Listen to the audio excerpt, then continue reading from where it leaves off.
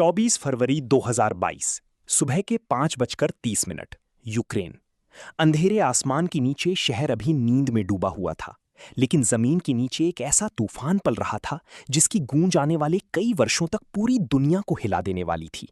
अचानक सन्नाटे को चीरती हुई विस्फोटों की आवाजें गूंजी और उसी क्षण इतिहास ने एक खतरनाक मोड़ ले लिया।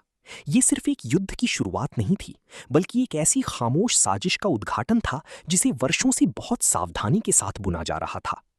व्लादिमीर पुतिन, एक ऐसा नाम जो सिर्फ रूस की सत्ता का प्रतीक नहीं, बल्कि एक गहरी और ठंडी रणनीति का पर्याय बन चुका था। उनके निर्णय अचानक नहीं थे, बल्कि ये सब एक लंबी योजना का हिस्सा था जिसकी जड़ें सोवियत संघ के विघटन तक जाती थीं। 1991 में जब सोवियत संघ टूटा, तब रूस ने सिर्फ अपनी जमीन ही नहीं, बल्कि अपनी वैश्विक ताकत और प्रभाव भी खो दिया। उसी क्षण एक ऐसी मानसिकता जन्मी जो खोई हुई ताकत को हर हाल में वापस पाना चाहती थी। साल 2014, क्रीमिया। बिना किसी औपचारिक घोषणा के रूस ने इस क्षेत्र पर कब्जा कर लिया। दुनिया ने इसे एक साहसी कदम माना, लेकिन असल में ये एक बड़ी खेल की पहली चाल थी।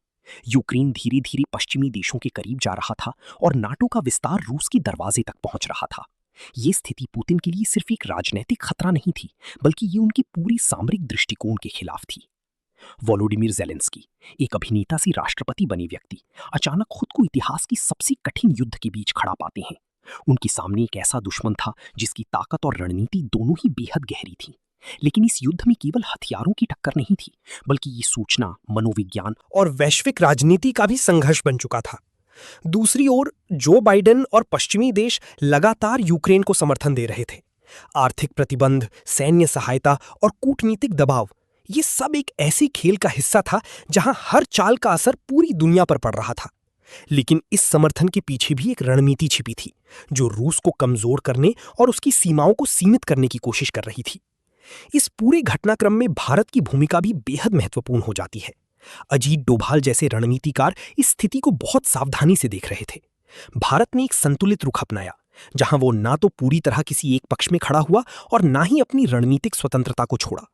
ये एक ऐसा संतुलन था जो आने वाले समय में वैश्विक शक्ति संतुलन को प्रभावित करने वाला था। जैसी जैसे ये युद्ध आगे बढ़ा, वैसी वैसी इसकी परतें खुलती गईं।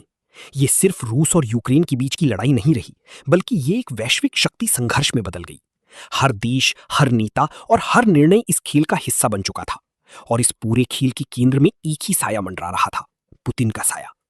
लेकिन सबसे बड़ा सवाल अभी भी बाकी है।